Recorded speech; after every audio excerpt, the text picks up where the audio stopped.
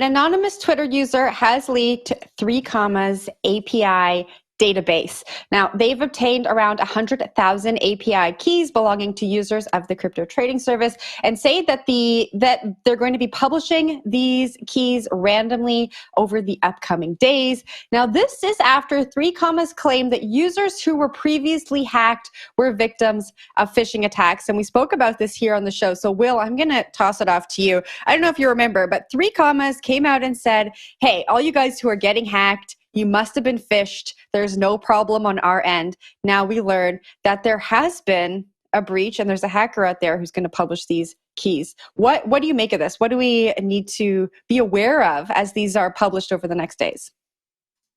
Yeah, I'm bummed Sam Kessler's on the show today because he was the one covering the story when we talked about it, I think about a month ago. But the TLDR essentially here is that 3Commas is a platform where you can sort of aggregate a lot of your trading accounts. They have API keys which connect to different trading platforms and exchanges, and you want to keep that key safe, otherwise people can make trades on your behalf. What we see here is that 3Commas leaked or had a leak of a lot of different API keys, like a ton of different API keys. We don't know the full extent of it yet, but it seems to be thousands of different keys going to different exchanges on behalf of its customers. And whoever hacked this, maybe it was someone internal, maybe someone external, is now publishing those live to the web. If someone gets a hold of your API keys, they can make trades on your behalf, and it can get a pretty hairy situation with a lot of loss of funds. This started out in, I think, early or mid-November, if memory serves me right. And what happened there was a lot of people were noticing that they were having trades executed on their accounts on Binance or KuCoin or other places without them authorizing it. And so they started looking into it and wondering, like, why is that happening? Well, it all sort of led back to 3Commas, which 3Commas later denied, saying that it was phishing. Phishing is pretty common. It's where you click on a web link or you click on something in your MetaMask account that can execute on your behalf without even knowing about it. That's why we always say in this show, don't click links you don't know about. That's why. But it does seem that this seemed to be more widespread, which led people to think that 3Commas had some bad security or had a security incident.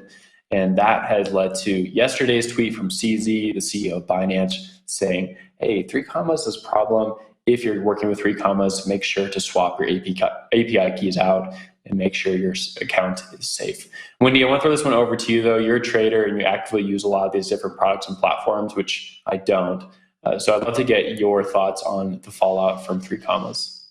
So I tried to log into my 3Commas account today and I couldn't. That said that that was down or something like that. I think it had to do with the AWS. But anyways, 3Commas is actually a really cool getting hit every angle, like every story we talk about. Well, this is the thing. I'm a content creator and we talk about a lot of this stuff. We cover these stories. So I like to test this stuff and like talk to my audience about it and give, feedback.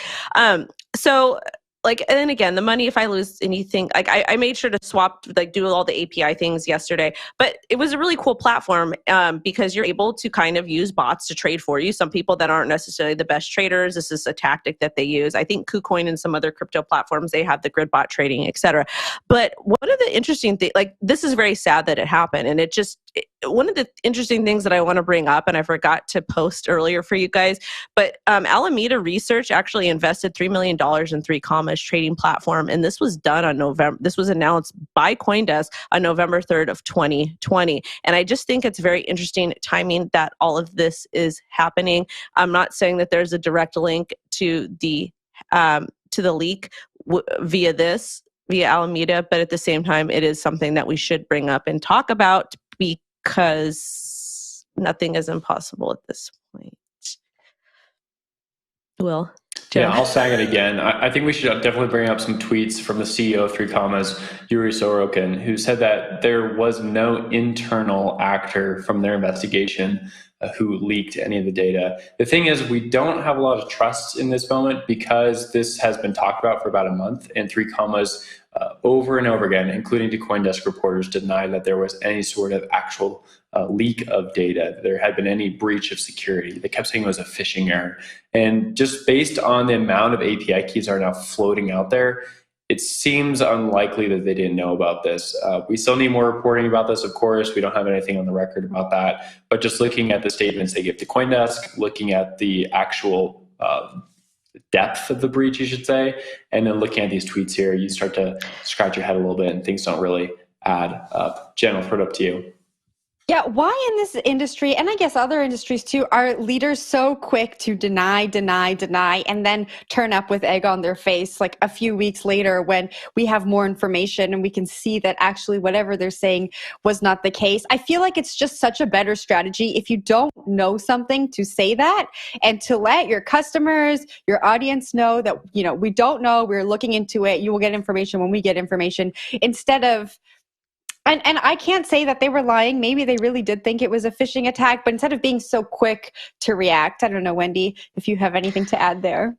So I think the reason why we see this a lot in crypto and NFTs in our industry is because Twitter is such a powerful tool and social media is such a powerful tool, and our industry is a lot smaller than like traditional finance. Like traditional financial companies and other big tech companies, they have PR teams, they have legal, they have all of these things. We have access to this stuff too, and there's a lot of money in our industry, but for some reason, founders and teams and people decide to not use these resources. And it would probably be a really good idea before you put out a statement that